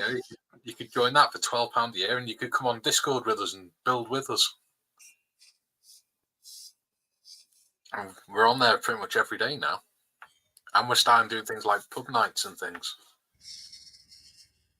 And then all the money that's left over at the end of the year from the subs goes to Models for Heroes to help veterans and first responders with scale modelling kits and things.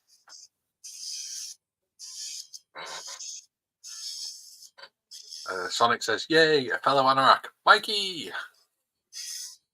Yes. I was talking to the Dungeon Master for Models for Heroes yesterday. Simon. Yes. And we've come to the conclusion that I am actually a complete nerd. Because I like scale modelling, I like trains, I like Dungeons and Dragons, and I do a lot of reading and history stuff. I'm close behind you. I just don't do the trains. The trains have never appealed to me.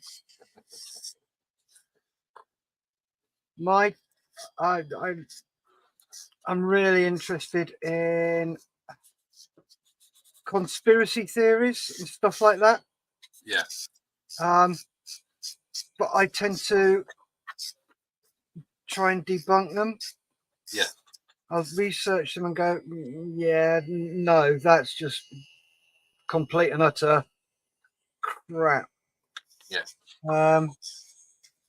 The thing I'm doing a lot of research in at the moment, I'm actually watching a program that's on the History Channel.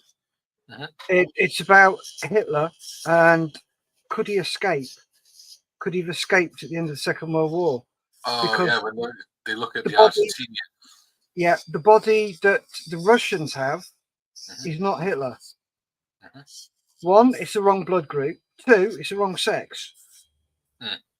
So the Russians have claimed that they have him. They had him at the end of the war, which they didn't.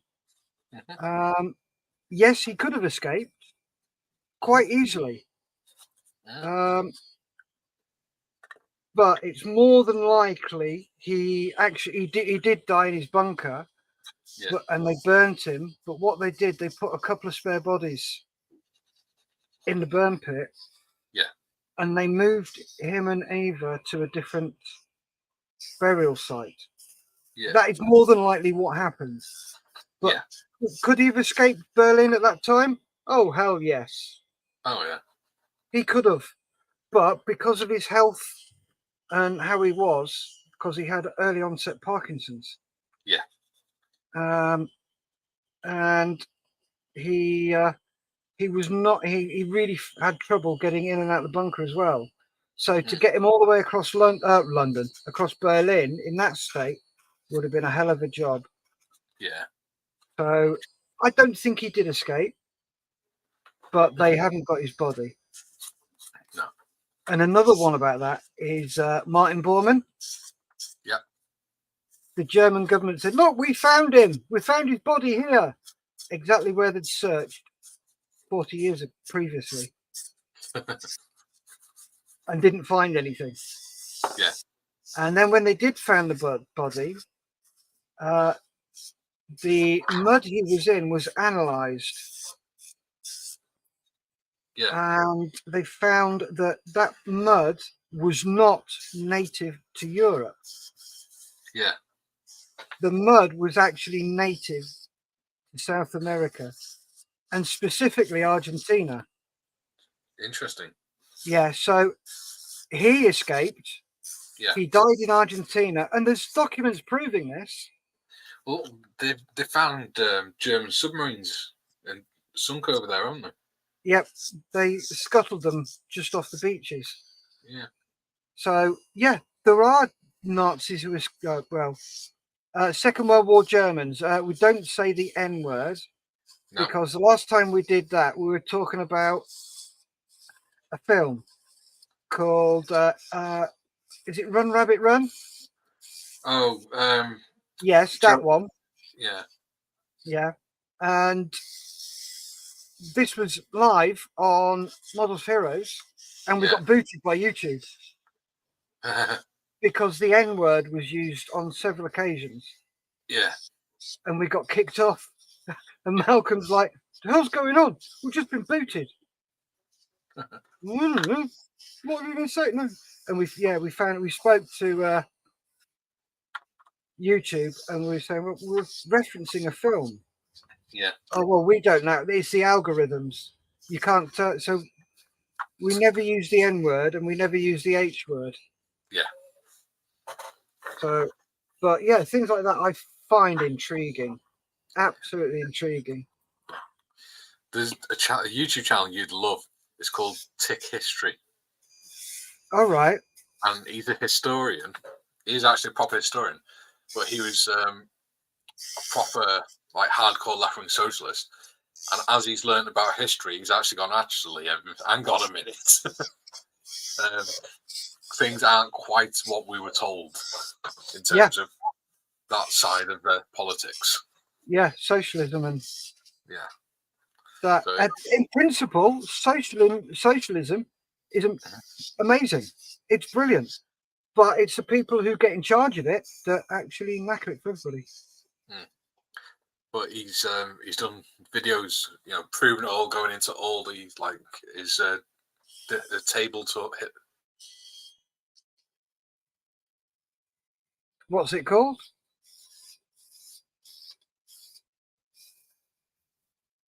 Is he gone again?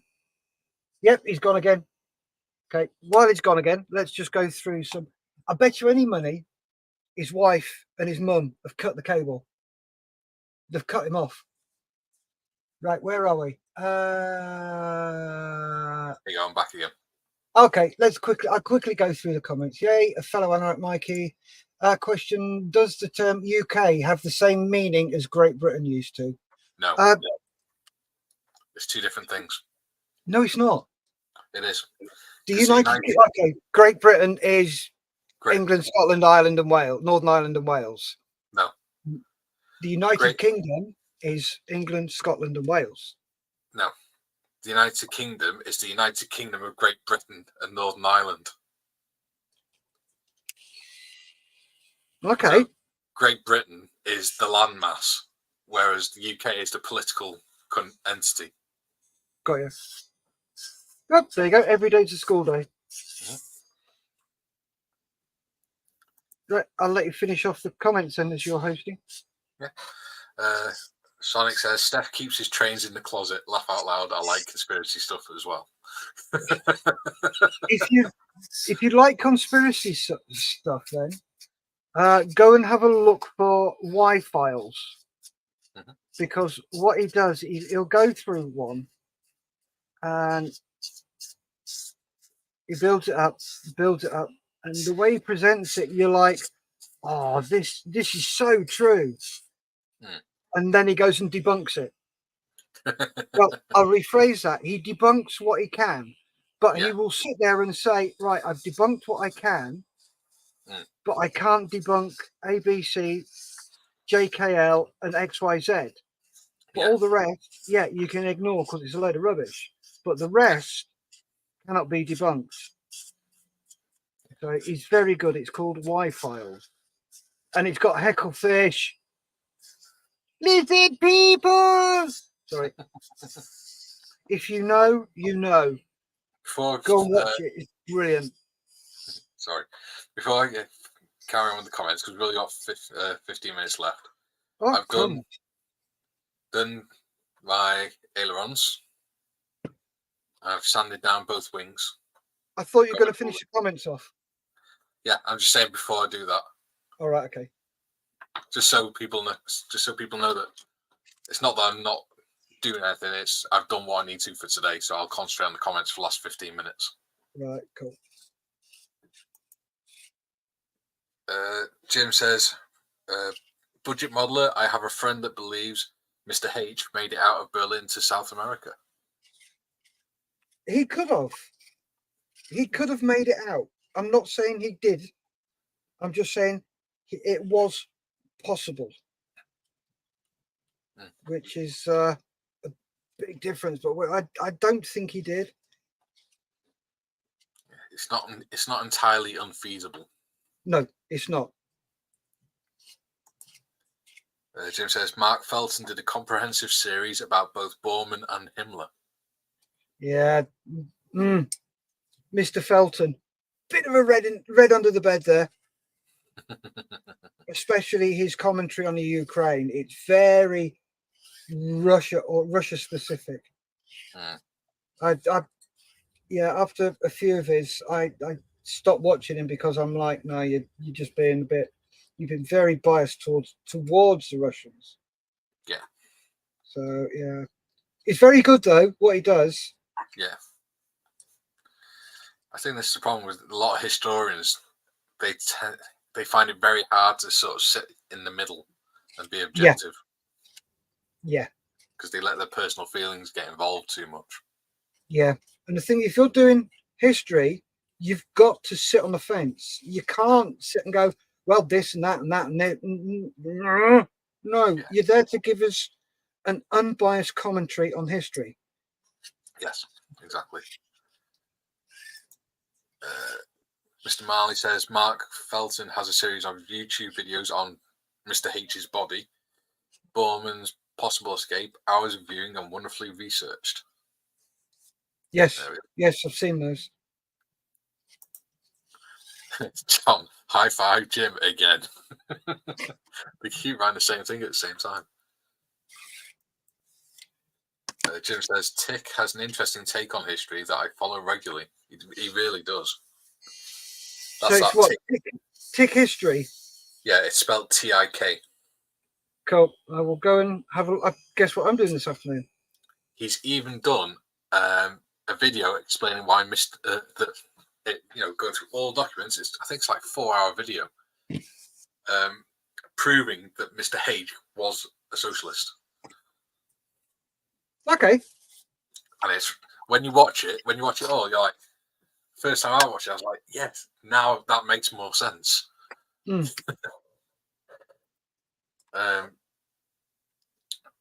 Marley says, exactly.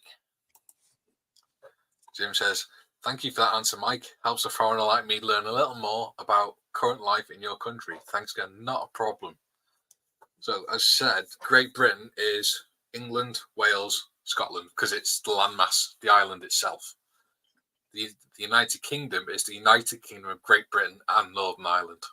So it's the sovereign entity sort of thing, the crown.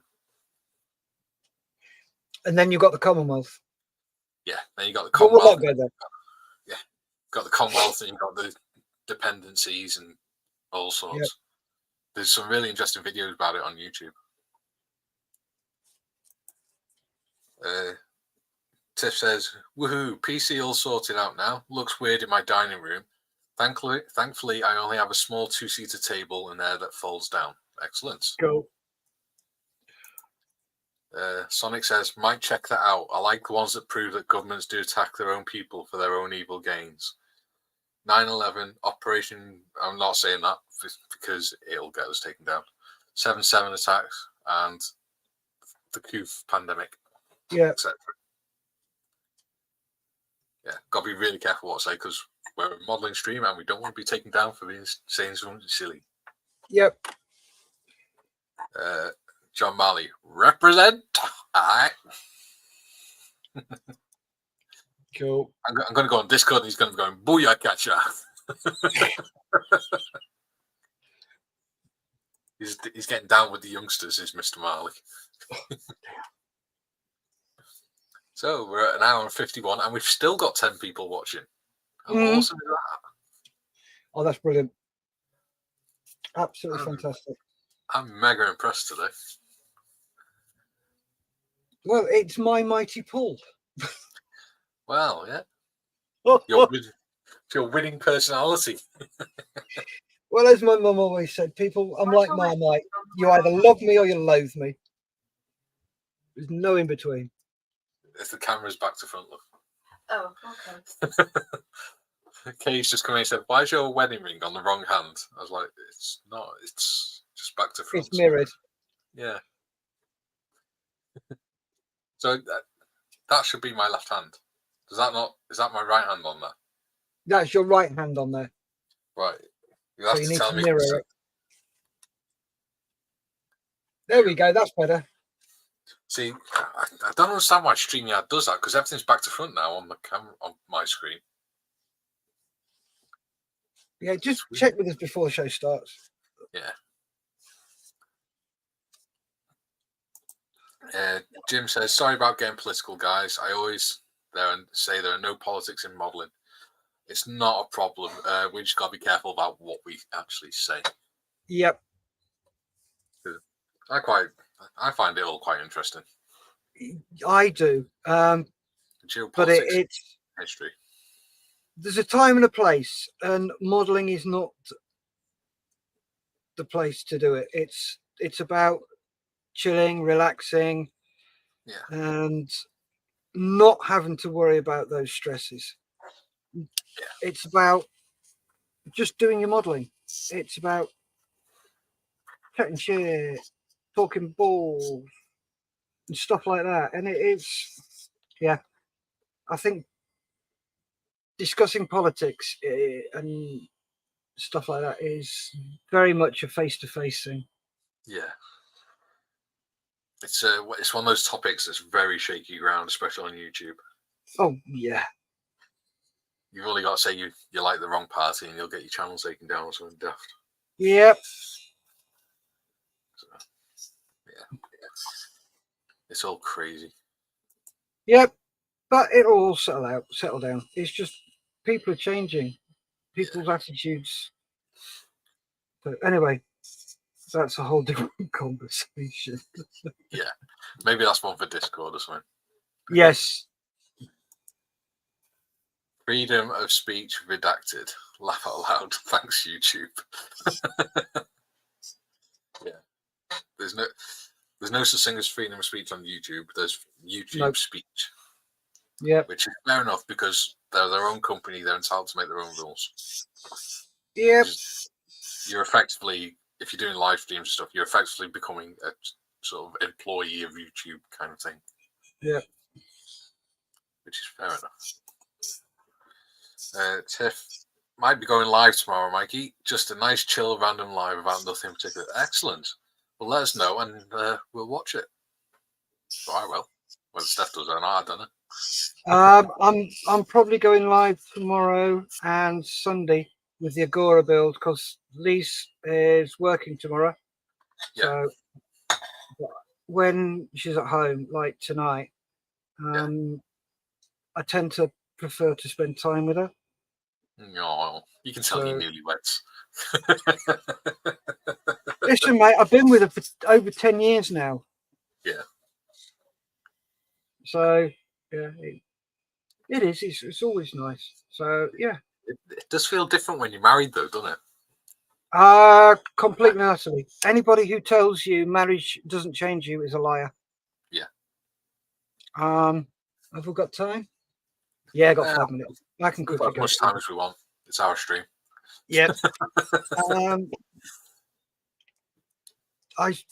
I can remember the day we got married. I remember everything that happened that day. Mhm. And there's always been this horrible little voice in my head going, she's not going to marry you. You're not good enough for her. All that crap and all that bollocks that everybody has, but a lot of people don't admit to having. Oh, no, I haven't got anything like that. Yeah, of course you have. Everybody has it. Everybody has that little voice in their head that says you're not good enough and all the rest of it. It's imposter syndrome. It's what they call it in the psychology world. And I'm stood there going, she's not going to turn up. She's not going to turn up. She's not going to turn up. And she walked around the corner and she turned up. And at that moment, that horrible little voice in my head just went poof, disappeared. It's gone. And it completely changed me because she's made that commitment to me. I now know that I don't have to worry about things like that. We can have a blazing row. Yeah. And we make up before we go to bed. Yeah. And it doesn't change the fact that we are both in love with each other. We both care for each other greatly. And we don't turn around and go, well, I don't want to be here anymore just because you've had an argument. Yeah. It shouldn't be like that. See, Kay's all right, I suppose, but no, I'm joking. I was actually thinking about this morning when I sat in the car, and I was actually thinking, Kay is sort of like my left arm. I could probably survive without it, but I really can't imagine doing that, and I would never want to. Yeah, I feel the same way about Liz. Yeah, I don't know what I'd do without her. Yeah, because she's been there for me. She's supported me through everything I've been through. Yeah. And she's going through the lady thing. She's going through the menopause at the moment. And she's having a real bad time. And I'm just there to support her. I'm there to do what she did for me. Yeah. Not because I feel I have to. It's because she was there for me. Yeah. So I'm going to be there for her because I want to be there for her. Yeah. Yeah. You take the crap with a smooth. Yeah. And this thing, I mean, it's really weird because, like, if they have to go into hospital or something like that in an emergency, all of a sudden, everything other than that person switches off in your head. So you literally stay up for days sat next to the bed and things like that, which I have actually done with Kay. I've fallen asleep with my head just on the edge of her hospital bed and things like that. And I didn't eat because all I was concerned about was watching her monitors and making sure they were okay and make sure the nurses were alerted if anything happened. Yeah. Yeah. It's very strange. It does have a different impact on you. Yes, it does. A good one, though. Oh, very much. Very much. Right, are we going to crank up these comments and scoop? Because I have to go and do some shopping for tea because I'm chief cook and bottle washer. Jim said, believe me, there's too much mixing of politics and modelling here in the US. That doesn't surprise me with the US, to be honest. Everything's political in the US. Yeah. John says, chilling, relaxing as we build miniature vehicles and aircraft ordered by governments to kill other people. Blissful, isn't it? Yep. That's one way of looking at it, John. Sonic says, modelling, Tiff. Warhammer, I mean, behave, boys. Tiff says, nah, just a chill and chat. I might do model ones if I can get it set up properly. Yeah, give it a go. You'll enjoy it. And it helps you to relax. It takes your mind off the fact that you're on a live stream as well. Yeah. Gary says, my wife is my soulmate and my best friend. Yeah, absolutely, mate. I think all of us feel that, don't we? Yep. Not that we ever admit it to them, which we probably should from time to time. Yes. I know I don't say it enough to Kay. Mm. But anyway. Right. Oh. There you go. Mr. Marley's just put, "Uru, everyone. It's always a pleasure." That's what she said. Oh, you're going straight to hell for that one. Right. So we're at the 2-hour mark now. So you gonna show what you've done, Steph? Yep. I'll put you on the big screen. Yep. So in 2 hours, I have built 2 wheels, sanded them down. Yep. I've built an undercarriage. Ooh. And play with the undercarriage. Yep. It's very weak. It's a bit leaky. Yeah. Yeah, that needs another gluing, another setup and another gluing. And Jump. I've put the rudder pedals in, Oh, nice. I wonder And what it- that bit was for. cleaned up all the edges of the lower wing. So yeah, that's what I've done. What have you done, Mikey? What have I done? Not very much. Oh, crap. There you go. Nearly glued both wings together. That would have been fun trying to get that part. I've sanded down the lower wing. So it's all nice and smooth around the edges. And I've glued the ailerons onto this one and sanded all this one down. Nice. Yeah. I didn't want to go too much further. So, but yeah, I'm happy with that. Good. That brings me on to section 18 then. So it's where I actually start getting to the main build part. Yeah. So that'll be what I'm doing next week, which will be better because I can concentrate on that whilst you're running the stream then. Yep. So awesome. And that's my mouse. So with that all being said and done, would you like to say your tatty bye, Steph? Give me 1 second. Good. Tatty bye, folks. Stay safe, keep modelling, and have fun. And thank you for joining. And thank you from me. And we'll see you all again, hopefully next week. See you next Friday. Yeah. So let's go to the outro.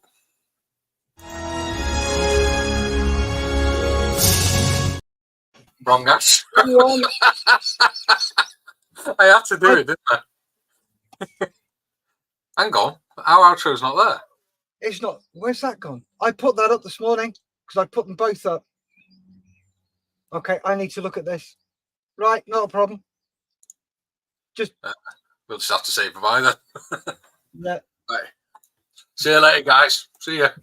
Bye. Bye.